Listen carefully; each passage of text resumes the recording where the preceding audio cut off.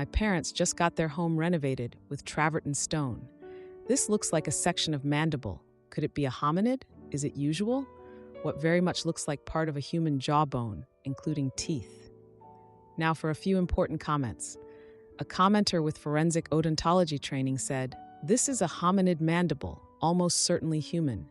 While all old-world monkeys, apes, and hominids share the same dental formula, 2123, and the individual molars and premolars can look similar, the specific spacing in the mandible itself is very specifically and characteristically human, or at least related and very recent hominid relative's ancestor. Most likely human, given the success of the proliferation of H's and the relatively rapid formation of travertine. Against modern Homo sapiens, which may not be entirely relevant, the morphology of the mandible is likely not Northern European, but more similar to African, Middle Eastern, mainland Asian," OP responded. "I am a dentist also myself, and I look at CBCTs all day long, which may be why I immediately noticed it. I fully agree with you." Another commenter asked, "OP, do your parents have any uninstalled extra tiles? You might want to look through them in the off chance you have another slice of the fossil." OP replied, "I checked everywhere, but I could not find any other slice with this fossil." A commenter said, "This might be the most interesting post on Reddit I have ever seen." OP responded, "I was quite sure it was human when I saw it, but did not know how to get in contact with the right persons. Because of the visibility of this post, I am now in contact with a paleoanthropology team. They seem happy to have found a fossil on Reddit. We'll update soon." Now for the mini update and comments the next day. Update 1. Thank you all for your answers. I tried to edit the post to give you all an update, but I cannot. If anyone can help, please DM. Here are the answers to most asked questions. 1. I don't think it is Jimmy Hoffa. 2. The quarry seems to be located in Turkey. Initially thought it was Spain. 3. Yes, it is natural travertine. 4. In the last 24 hours, we have been reached by several researchers and we are currently discussing how we can get them involved. 5. We are located in Europe. 6. Banana for scale, see attached picture. 7. It is located in the corridor leading to the terrace, door frame on the picture. Now for the full update. I looked at the other tiles and I have a few suspicious artifacts. Could this be a slice of femoral head? I am a dentist and this is out of my field of expertise. Here are the answers to most asked questions of the last post. 1. I don't think it is Jimmy Hoffa. 2. The quarry seems to be located in Turkey. Initially thought it was Spain. 3. Yes, it is natural travertine. 4. In the last 24 hours, we have been reached by several researchers and we are currently discussing how we can get them involved. 5. We are located in Europe. 6. The first tile was in a corridor. A relevant comment from this update. A commenter asked, "Yeah, OP, what are you going to do about the floor? If it wasn't so cool, I'd be pretty annoyed that the contractors installed tiles that have flaws in them. The bones imprints would be impossible to clean. Dirt would build up in the holes. Are you going to replace all the tiles? Only the ones that obviously have people in them and hope the other ones don't? Are you going to make contractors come back and redo it?" OP replied, "They chose second choice travertine, which means with more flaws than first choice, so it would be cheaper and less slippery." Now for OP's comments on a cross post. A commenter asked, "Well, we have a few comments here, but I just wanted to ask how excited you and your family was to realize just what you had. And how long had they had this tile before you came along and pointed out that it was a fossil mandible?" OP responded, "Thank you. We are excited but also worried as the house was finished a few months ago and these tiles are everywhere. Yesterday was the first time I came to the newly renovated house. I immediately found out something was odd with this tile. Nobody really noticed before." Now for the update. 3 days from the original post. Quick summary. Last Friday, I went to my parents' house and found a fossil of a mandible embedded in a travertine tile. Male 12, thick. The Reddit post got such a great audience that I have been contacted by several teams of world-class paleoarchaeologists from all over the world. Now, there is no doubt we are looking at a hominin mandible. This is not Jimmy Hoffa, but we need to remove the tile and send it for analysis. DNA testing, micro-CT, and much more. It is so extraordinary, and removing a tile is not something the paleoarchaeologists do on a daily basis. So the biggest question we have is, how should we do it? How would you proceed to unseal the tile without breaking it? It has been cemented with C2E class cement. Thank you. Now for a few relevant comments. A commenter suggested, obviously you would prefer not damaging the other tiles, but would it not be better to find another tile to test your methods on? From a quick Google search, it also seems to say the first tile is the hardest one to remove without damage, so you may have to start with removing one of the surrounding tiles to make it easier, less risky when removing the mandible tile. OP replied, very nice advice, this is what we are looking for. Another commenter said, I'd ask the esteemed paleoarchaeologist to fund a professional to remove the tile. If it's as important as they think, I probably wouldn't leave the process to an untrained individual. Tiles are really hard to remove intact once they've been set. If I absolutely had to DIY this, I would probably go for an angle grinder with a diamond blade and prepare for everything to be covered with dust for the next 1,000 years. Plus, someone's going to have to replace that tile for your parents, so you'll probably be calling a tile guy anyway. OP responded, problem is that basically they told us to find a contractor, but how are we supposed to know he will find the best option? Another commenter suggested, you said you've been contacted by teams all over the world. You can always contact the next one down the list. I have to imagine that some of these teams are spending a lot more to get a lot less on a fairly regular basis. OP replied, uncementing a travertine tile out of a kitchen seems to be an uncommon issue for paleoanthropologists. No offense. The commenter continued, absolutely, but they can find the right person as easily as anyone else. I wouldn't want to be putting in all this time for them if someone else is actually willing to do the legwork. OP responded, someone will come and propose a technique. Just after 100 answers to this post, I know better which questions to ask. Another commenter advised, seriously, require a certificate of insurance. Make them source the contractor or no deal. Good deeds often go punished. Don't get too caught up in the excitement and protect your family and property. OP replied, I am all ears. There is no rush. That tile is not going anywhere until we are not sure how to do it properly. Now for the mini update and comments 6 days from the original post. A commenter asked, any update on this, OP? Did you get it out safely? Did it turn out to just be a boot print, or did you crack it? OP responded, haha, we did not do anything yet. The paleoarchaeologists we spoke with should come back to us with their options this week. As I now have a Reddit degree in tile removal, I will be able to understand what is at stake. The story begins with OP commenting, next time, I will be more careful choosing a Reddit username. I did not expect this one to be all over the news. Then a commenter says, OP, they showed this in my class yesterday. It was super fun to say I saw it before everyone, haha. OP responds, aha, this picture is everywhere. Now for the 16-day update. Very good summary. From asking Reddit to spending 2 hours in a Zoom call with a team of scientists discussing hominin fossils. I did not imagine that career path 2 weeks ago. Moving on to the mini update 2.5 months later. The tile is out and safe. It is currently studied, but it takes time to get results. I will update if people are interested.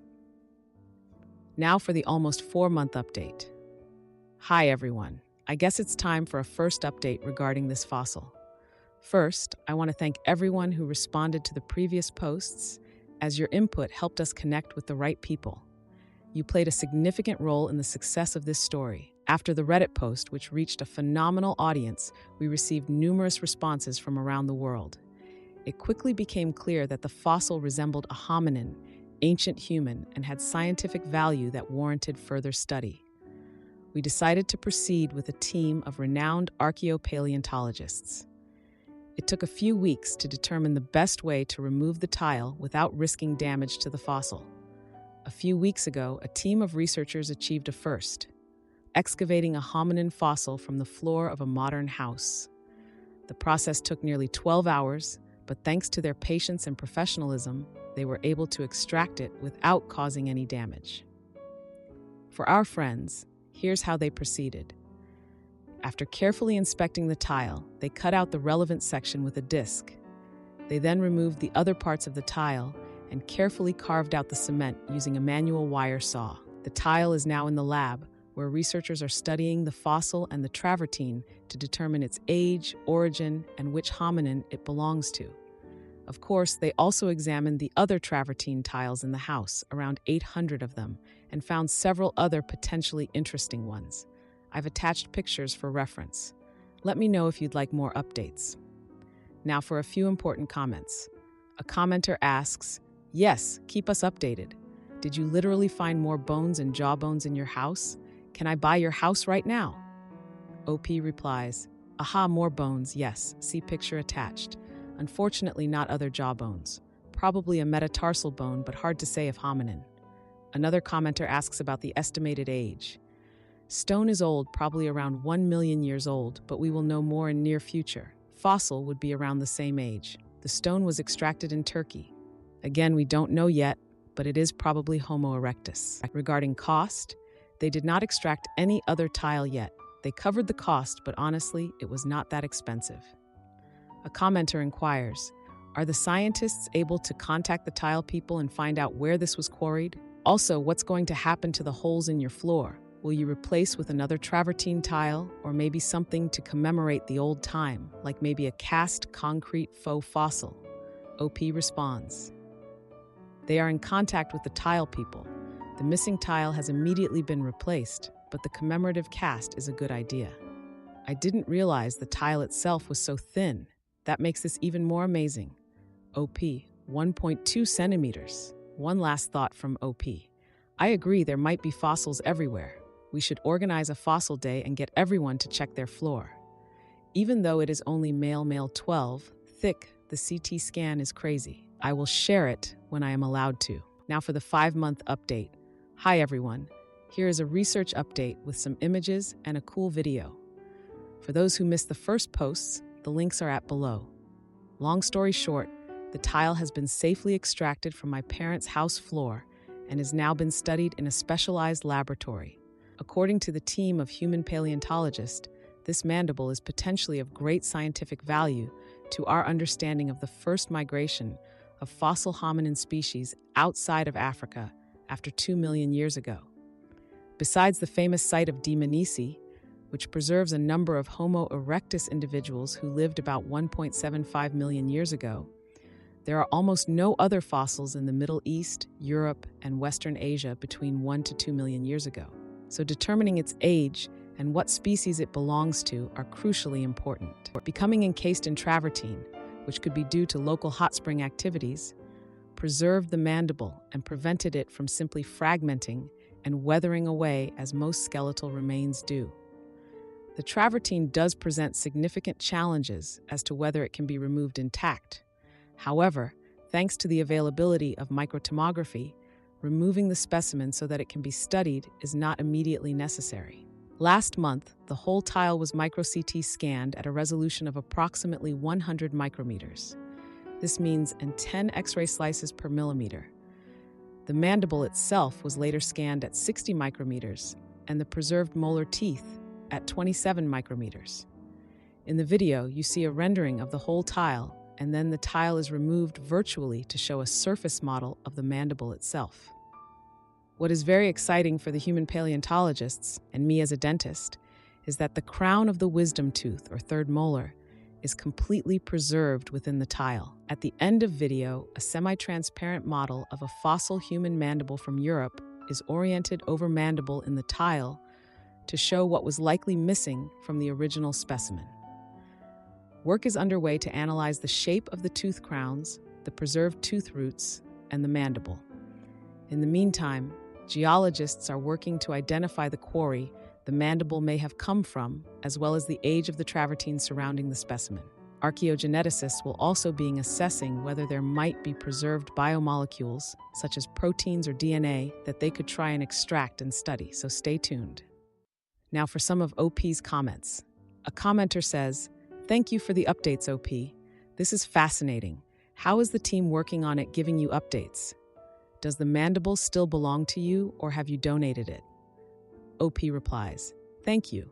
We have a WhatsApp group and they give regular updates. They borrowed the fossil to study and we plan to get it back when they will be done studying it. Another commenter asks, OP, did they examine the rest of the tiles and see if they could find any other fossils?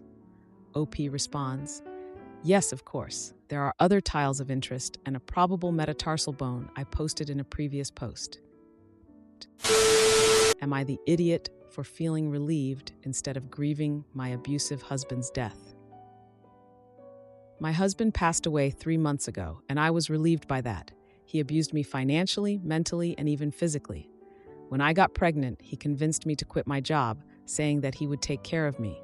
I could never buy anything without asking his permission, even if it was my money.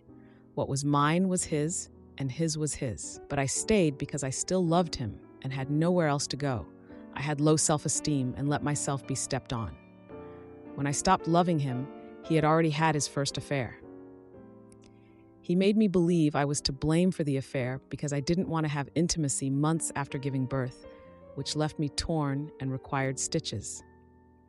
I was planning my exit and saving money little by little while working from home, as he wouldn't let me work outside due to his jealousy.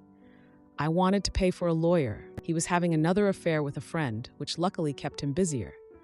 I didn't care that he didn't pay attention to me. I wanted him to stay as far away as possible. I knew this man, and he knew me. I could have made a big fuss, but I didn't. I kept quiet, planning my way out while he and that man slept together in secret. I only felt disgusted by my husband, nothing more. But my husband died in a way I never would have expected. He is now a martyr. When someone dies, do all their sins disappear? Because even my family, who knew about his affair and how he manipulated me, are now talking about what a good man he was and saying we shouldn't insult someone who's dead. Everyone around me talks about how beautiful our relationship was. His family talks about what a great man he was and how he always focused on giving everything to me and our child. His affair partner hugged me at the funeral, saying that my husband loved me. His friends told me what a great person he was. Everyone talks about how good he was and how he's now an angel in heaven. And I have to pretend to be sad. The day he died, I cried a lot, but not out of sadness. I cried with relief and felt free. It would have taken me too many years to save enough to pay for lawyers with my little store without him realizing I was keeping money in secret. He would have kept everything and made my life hell, and I know it because he told me so every time I stood up for myself. But now I have the house, everything, the monthly money for being a widow, and my children are totally with me. I have started seeing a psychologist. Everyone thinks it's to cope with my grief, but no, it's to overcome the abuse I suffered from him. It was really hard to pretend to be sad at the funeral, but I did it for my child. I did it because now everything is over and I'm free. If I made a fuss, my ex-mother-in-law would have done something so that I wouldn't keep anything. They were just like him.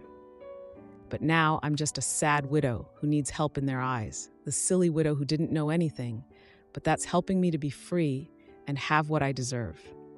Sorry for the bad English. I used a translator for many parts. Now for a few important comments. One commenter was stuck on the affair partner hugging OP and telling her he loved her, expressing admiration for OP's control. OP responded that the affair partner was her husband's football teammate and friend, a man. Another commenter asked if the affair was with a man or woman and about OP's children.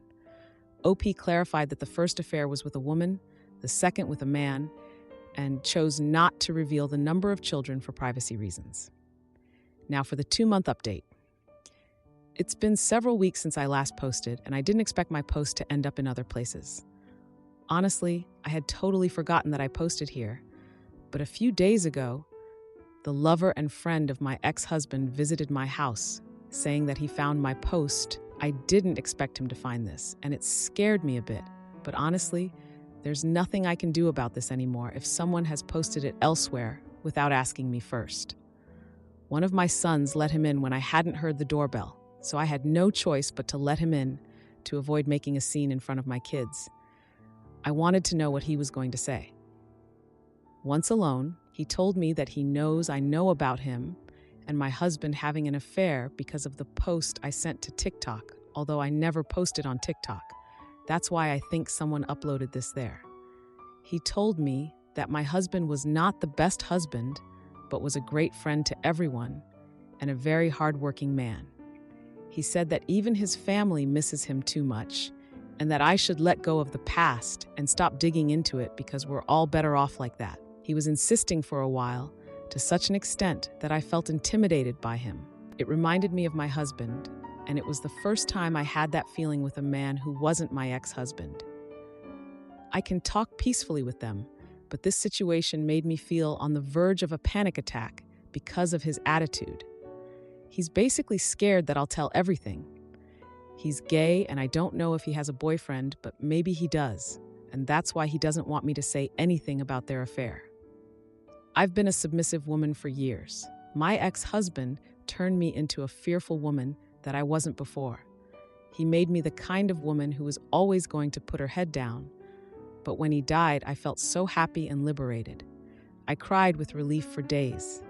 When this man came into my house to tell me what to do, it was like seeing my ex-husband again, giving me instructions about how to behave and what to do. The man who knew very well that I was in a hurtful relationship because he knew how my ex was and chose to sleep with him anyway. The man my husband made me cook for and then slept with him as if I were just a maid, was at my house telling me that my ex was a good person and that I should shut my mouth. He was telling me what to do, and I just punched his face. To be honest, I wanted to slap him, but for some reason, I felt so angry that I hit him, and it felt like hitting my husband too. I don't regret it, and I felt good. I yelled at him and told him to leave, or I was going to tell everyone what happened. He ended up leaving the house, and he has been quiet since that day. My main plan was just to shut my mouth and let go of the past, but that is one thing. A totally different thing is that this man comes and wants to impose on me what to do as if I were a doll.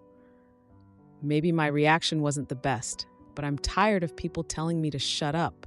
I never managed to say anything to my husband, and that day I felt that I somehow did that. I haven't told anyone yet, nor do I think about doing so, but if he does something, I won't hesitate twice before this time whether to make a TikTok or post on Facebook talking about everything. With the issue of the house, with the economic crisis, I am not sure that anyone can afford what a house like this is worth. But for now, I have focused on finally being able to get a better job in the future, to be able to rent a house and be able to rent this house. That could be a really good way to have money. My other goal in the future is to buy a small piece of land, no matter how far it is. I want to have something that is my own and my children's. My children don't miss their father too much, and I understand them. It has taken me a while to get them a child psychologist, but recently they started to go to their sessions, and they are doing well. I also go to a psychologist. I think the best thing I've done is to start making excuses for my ex-MIL and my own family for not seeing them as often as before. I've started the stage of cutting off contact little by little, making excuses with work or that we're not at home. Although I still have to let my ex-MIL come home from time to time, I think even my kids are happier when they see that my own mood is better. I doubt that many people are interested in this, but thank you for the messages I received. Although many do not understand that cultures and laws are different, and here buying a house or moving to the other side of a country in a month is impossible for many. Now for a few important comments. One commenter said, "The audacity, he thinks you are still the maid. Good for you for showing your strength and sending him on his way. The nerve. I would strongly advise you to coach your children to not allow anyone in that house, not just for AP if he returns. This includes the family you plan to distance yourself from." Then OP replied, "Yes, they know that they should not open the door to strangers, but they open the door to people they know because my ex-husband always sent them to open the door for him. I have begun to explain to them that they should not open the door to anyone without telling me first, and now I leave everything with a lock and key. Am I the idiot for finally cutting off my entitled friend who never paid her share? I have a friend who is a vegetarian and very entitled. She believes that her money is hers and my money is ours. I love sharing food with friends. I eat almost exclusively family style, but I hate sharing food with this friend because she does not share food with me. To avoid confrontation, I have started exclusively ordering meat items whenever we eat together. Recently, we went out to eat, and I ordered chili cheese fries and I added steak. My friend interjected and asked if we could get the steak on the side so we could share. The waiter was like, "Sure," and I kind of just stared blankly, silently fuming. But then, when the fries came, I immediately dumped all the steak on the fries and started mixing. She was like, "Wait," and I said, "Oh, oops, sorry," and continued eating. She said she would have ordered more food if we weren't sharing, and I said, "Well, then order it." But she didn't because she was trying to save money. She ate her sad salad and kind of passive-aggressively said, "Man, I wish I had some fries with this too." I ignored the tone and just responded cheerily, "You should get some, they're good." Hopefully she gets the hint soon. Now for a few comments. JoJo's Universe asked, genuine question. Has anyone ever expressed that it annoys them when she does this? Sometimes people don't realize they're being annoying. If you haven't already, I would try to set the boundary that you don't mind sharing food if she also shares food. Tell her that you understand she needs to save money, but that it doesn't mean that you can afford her to keep eating your food too. If she doesn't take it well, that's a sign to distance yourself. If she apologizes and works on it, it could be genuine ignorance. Then OP replied, yes, there have been multiple attempts at boundary setting in the past. All the way from when we were little, that is when I learned that most people would rather keep the peace by placating the dramatic person rather than hold the dramatic person accountable. She is manipulative. There was a whole issue at prom where she didn't pay her share for the limo. The kid who did would not let her on. She cried. The kid's parents felt bad and covered for her, made the kid apologize. She always has a sob story. She is always the victim. I have even offered her to apply for a job in the past where I work as a busser because I too thought she just needed help because again, she is manipulative before my eyes were opened. She said to my face, I could never bus tables. Is there a host position open? This isn't her only thing. She is manipulative and selfish in every single way. Some people see it, some people don't. And until everyone sees it, I'm not going to be the hero that calls her out on it. Now for the 2-month update. My post blew up and lots of people asked for an update. Nothing too interesting happened until last week, so here it goes. Long story short, I'm no longer friends with Mooch. Another instance happened that was the catalyst for me, but I didn't make a dramatic show of anything. I just slowly stopped going on outings where Mooch was invited. All of my friends seemed to think Mooch isn't that bad, so they weren't really wanting to ice her out for me, which is totally understandable. But unfortunately, means I stopped hanging out with most of my friends. That is until last week. My friends had planned a short spring break trip to Mexico. I didn't go because Mooch was invited. I even warned them that Mooch was going to make it miserable, but no one listens to me. And shocker to everyone except for me, the trip was awful. She didn't pay for a single thing. She still owes people her portion of the Airbnb and gas money for the drive. Additionally, she had a sour mood anytime plans didn't go her way. Example, group wants to go to the markets. Mooch wants to go to rent a boat. Majority rules they go to market. Mooch has a giant frown and makes sure everyone is aware she is having a bad time. One night, everyone went clubbing. She got tired and wanted to go home. No one wanted to go with her. She was waiting around with her giant frown, clearly wanting someone to leave with her so she didn't have to pay for the Uber. She finally orders an Uber for herself. After the Uber arrives, 2 girls decide actually they are tired too, so they take the Uber with her. She had the audacity to Venmo request them money for the Uber after having not paid for anything else the entire trip. And one of the girls she Venmo requests was the one that paid for the Airbnb that she still had not paid her back for. For the record, everyone else took turns paying for Ubers. No one Venmo requested each other for that. This was the first and only Uber Mooch ever paid for. That girl immediately starts a group chat with a couple of people on the trip, and me with my favorite thing to hear, OMG, you were right. Then I got to sit back and just watch as everyone word vomits to me everything terrible that happened on the trip. So it sounds like these 5 people plus me are done with her. Not sure how the rest of the group feels, but at least I have 5 people I can hang out with regularly again. Now for some top comments. Bakugos Poopy Asshole, responding to a deleted comment, said, "Clearly you've never had a long-term toxic friend or relationship before, because you'd know how hard these habits are to break. They've known each other since childhood, and it's hard to set boundaries with someone like this when they are repeatedly broken. Plus, she never said that not going on that trip made her miserable. Quite the opposite, actually. Also, did you ever consider that OP might be the one with money problems? Maybe, just maybe, she doesn't want to hang out with someone who thinks OP's money is also hers." Then OP replied, "It's not even the money problems, even though yes, that's at the forefront. It's that she expects everyone to serve her and cater to her feelings all the time. She wants final decision-making for all activities while not paying. It's the fact that I have to drive her everywhere, but I'm also not allowed to leave until she's ready. Like if not wanting to spend time with her makes me mean, I'd rather be mean than continue being a doormat."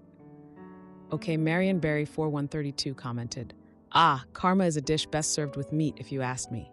I'm glad they all woke up. I hope she's lonely with her sad salads." Finally, the incident that made OP cut off the friendship.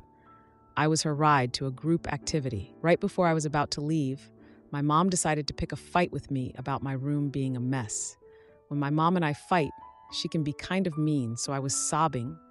And my friends know this. I texted my friends that I couldn't come anymore because my mom grounded me.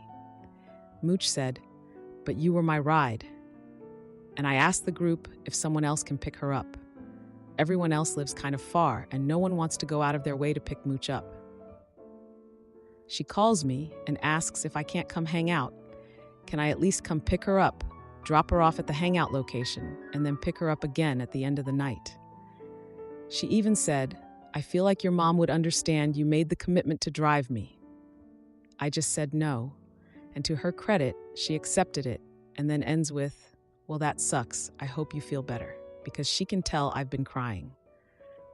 That was just the final straw for me.